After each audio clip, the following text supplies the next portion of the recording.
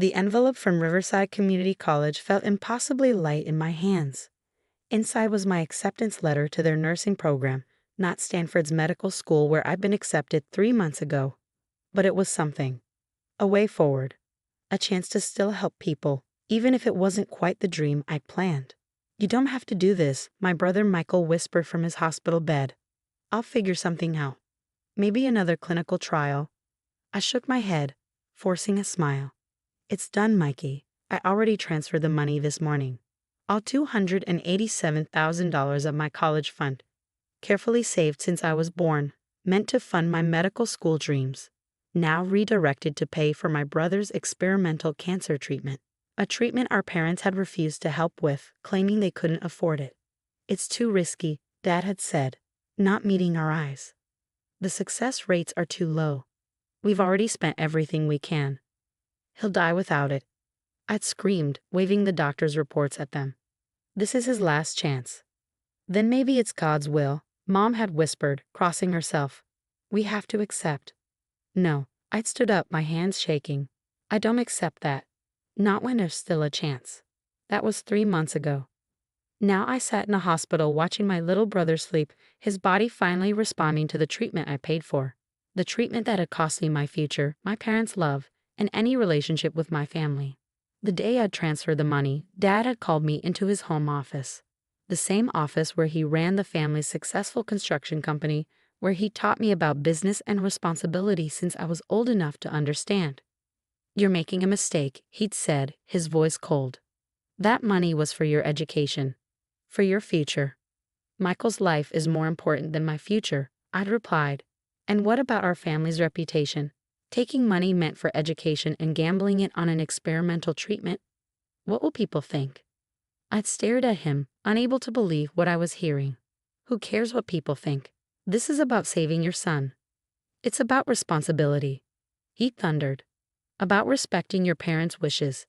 If you do this, if you throw away your future on this foolish gamble, don't expect any more support from us. No more allowance, no more car insurance, no more living at home. You'll be on your own." "Fine," I'd said, my voice surprisingly steady. "I'd rather be on my own than watch my brother die when I could have helped." Mom had cried, begged me to reconsider. "Think about your future, Deanna. Medical school has been your dream since you were 10. Watching my brother die has never been part of that dream," I'd responded, walking out of their house for what I thought would be the last time. Now 3 months later, I was working 2 jobs, waitressing and night shift at a convenience store, while taking prerequisites at community college. My tiny studio apartment barely fit a bed and desk, but it was mine. Paid for with honest work, just like everything else in my new life. The doctors were cautiously optimistic about Michael's progress. The experimental treatment was doing exactly what they'd hoped, shrinking tumors that had been declared inoperable. He even started talking about going back to college himself once he recovered. Our parents hadn't visited him once since I paid for the treatment. Their form of protest, I suppose. Or maybe they couldn't face the evidence that they'd been wrong. "Miss Anderson." A nurse poked her head into the room. "There's someone here to see you. Says he's your parents' business partner." I frowned. "Frank Davidson?" She nodded. "He's quite insistent." Frank had been Dad's partner in Anderson and Davidson Construction for 20 years. He'd been like an uncle to me and Michael growing up, always bringing us presents from his business trips, attending our school events when our parents were too busy. I found him pacing in the hospital waiting room, looking older and more troubled than I remembered. "Diana," he said, pulling me into a quick hug. "You look tired, kiddo." "Working 2 jobs will do that," I replied. "What brings you here, Uncle Frank?" He glanced around the waiting room, then pulled me into a quiet corner. "There's something you need to see. Something I've been struggling with since I found out what happened with Michael's treatment." He pulled out a thick folder from his briefcase. "These are financial records from the company, specifically from a special account your father set up 3 months ago." I took the folder, my hands trembling slightly as I opened it. Inside were bank statements, transfer records, investment documents. "I don't understand," I said, scanning the numbers. "This shows a transfer of $500,000 right around the time Michael needed the treatment. But Dad said they couldn't afford." "Keep reading," Frank urged quietly. I flipped through more pages, my confusion growing.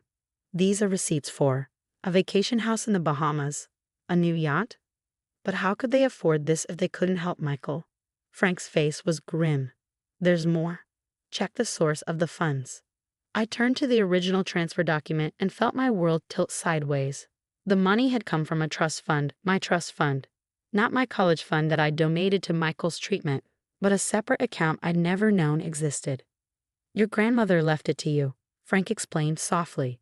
It was supposed to be given to you on your 25th birthday. Your parents were trustees, meant to manage it until then. But they used it to buy themselves luxury items while claiming they couldn't afford to save their own son.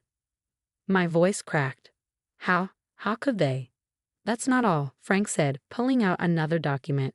Look at the date they transferred the money. One day after you used your college fund for Michael's treatment. Almost like they were punishing me, I finished, feeling sick. They let me sacrifice my future, my dreams, when they had access to money that could have saved Michael without costing me anything. Frank nodded sably. I've been trying to figure out how to tell you. It's not right, Deanna.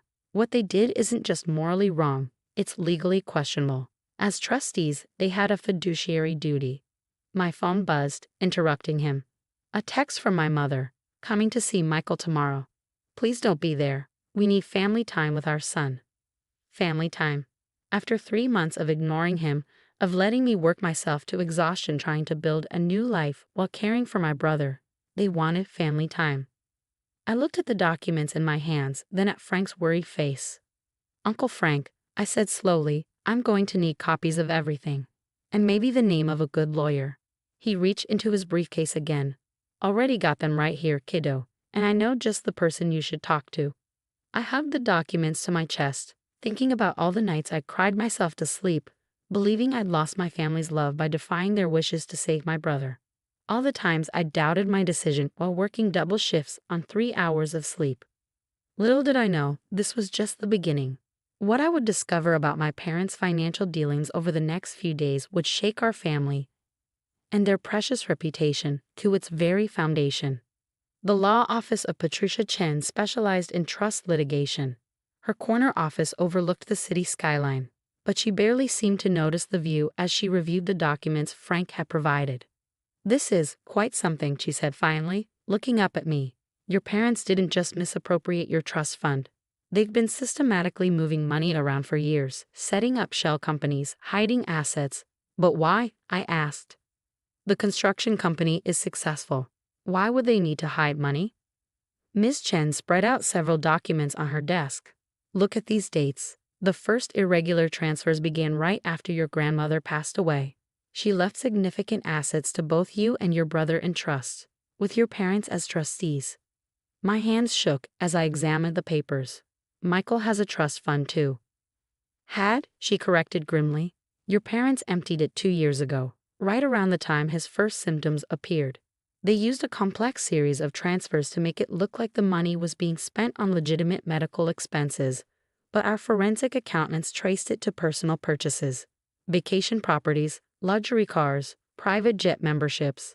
I felt sick. So when they said they couldn't afford his treatment, they had already spent his money on themselves. And when you stepped in with your college fund, they celebrated by spending your trust fund too. Can we prove all this? Ms. Chen's smile was sharp. Oh yes, your Uncle Frank has been keeping very detailed records since he first noticed discrepancies in the company books. Plus, we have something even better. She pulled out one final document, an email chain between my parents and their private banker, dated the day after I paid for Michael's treatment. Need to move Dee's trust fund immediately. She's proven herself untrustworthy with money, choosing to waste her education fund on her brother's foolish medical gambles. We'll put the money to better use. Please advise on most discreet transfer methods. The banker's response was professional but clear. Strongly advise against this course of action. As trustees, you have a legal obligation. Please confirm you understand the potential consequences. My parents' reply, just do it. She's made her choice. Now she can live with it. They put it in writing, Ms. Chen said softly. Their intent to punish you for helping your brother by stealing your inheritance. In my 20 years of practice, I've rarely seen such a clear-cut case of breach of fiduciary duty. I stared at their words until they blurred through my tears. What do we do now? Now? She began gathering the documents. Now we prepare for tomorrow's family meeting, the one your parents don't know I'll be attending. The next day, I arrived at Michael's hospital room early. He was sitting up in bed, looking stronger than he had in months. "Are you sure about this?" he asked as I set up my laptop. "Once we do this, they need to face what they've done," I said firmly, "to both of us." Frank arrived next, carrying more files. Then Ms. Chen, elegant and imposing in her court attire. We were ready when our parents walked in. Mom stopped short at the sight of us all. "What is this?" We said we wanted family time.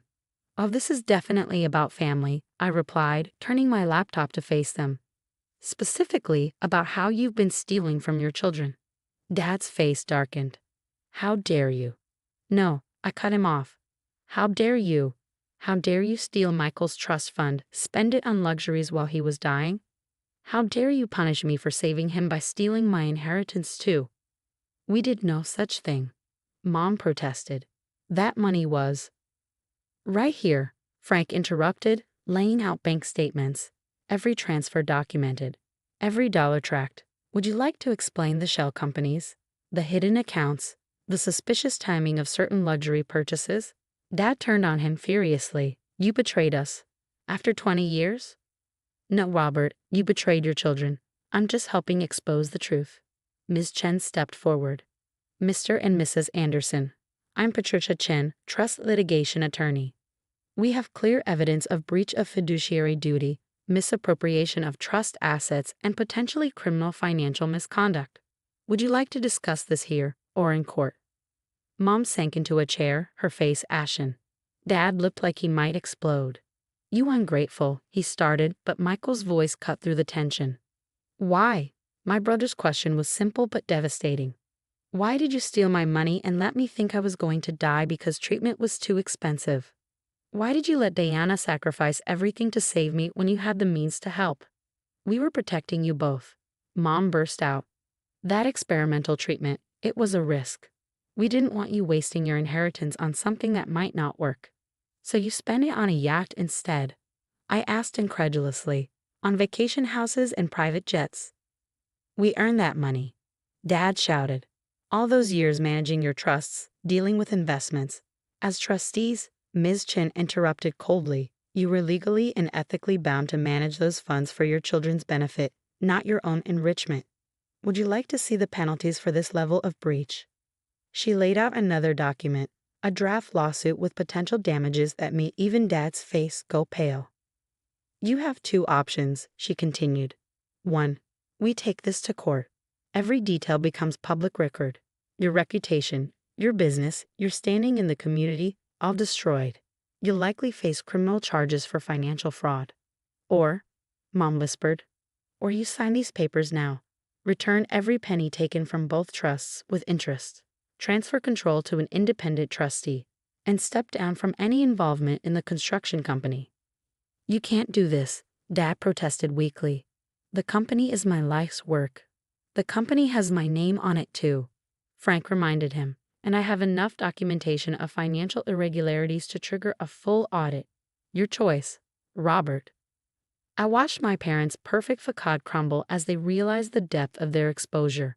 All their careful deceptions, their manipulations, their cruel power plays, all unraveling in a sterile hospital room while their son watched from his recovery bed. 3 hours later, they left in defeat, having signed everything Ms. Chen put in front of them. The empire they built on stolen trust funds and broken trust was over. "What happens now?" Michael asked into the heavy silence. "Now you focus on getting better," I told him. "The trust will be properly managed by an independent trustee. Your treatment is fully funded. And when you're stronger, you can go back to college." "What about you? Will you go back to Stanford?" I smiled, feeling truly light for the first time in months. "Actually, I've been thinking. This whole experience, it's shown me something about myself. About what really matters." I pulled out my Riverside Community College nursing acceptance letter. I still want to help people, but I think I can do that just as well as a nurse. And this way, I can start sooner, work while studying, really understand healthcare from the ground up. Michael reached for my hand. "You're amazing, you know that? You gave up everything to save me, and somehow you made it into something positive. Not everything, I corrected him. I gave up money and a specific path, but I gained clarity. Understanding of what real family means, not control and manipulation, but sacrifice and support. Frank cleared his throat. Speaking of support, the company board met this morning. We'd like to offer you a position, Diana, Special Projects Manager, focusing on our healthcare facility construction division. Your perspective as someone who's seen healthcare from the patient advocate side would be invaluable. I stared at him. But I don't have any construction experience. You have something better, he said firmly. Integrity. Compassion. The ability to see what really matters beyond dollar signs and status symbols. That's what we need as we rebuild the company's reputation. 1 year later, Michael is cancer-free and back in college. I'm halfway through my nursing program, working part-time with Frank's company to help design more patient-centered healthcare facilities. Our parents, well, they're living in a modest condo now, all their hidden assets returned to their rightful owners. Yesterday, I received an invitation to a charity gala, my first major public event as part of the company's new leadership team. The theme? Building Hope. Healthcare facilities for the future. I showed it to Michael during his weekly dinner visit to my small but comfortable new apartment. Going to be awkward, he noted. Mom and Dad will probably be there. Lots of their old society friends. Good, I said firmly. Let them see what real success looks like. Not yachts and vacation homes bought with stolen money, but honest work that actually helps people. He smiled. Think they'll ever understand what they did wrong? Maybe not, I admitted. But we do. And that's what matters. I pinned the invitation next to my nursing program acceptance letter. 2 pieces of paper that represented choosing integrity over ease, purpose over status, real family bonds over superficial appearances. Sometimes losing everything you thought you wanted helps you find what you really need. Sometimes the hardest betrayals lead to the clearest revelations. And sometimes standing up for what's right costs you a false family but builds you a stronger, truer one. Next week, I start my pediatric nursing rotation in the same hospital where Michael received his treatment. Life has a way of coming full circle, showing you that the paths you never planned can lead to exactly where you were meant to be. I may not be heading to Stanford Medical School anymore, but I'm building something better, a life based on truth, integrity, and real purpose. And no trust fund in the world is worth more than that.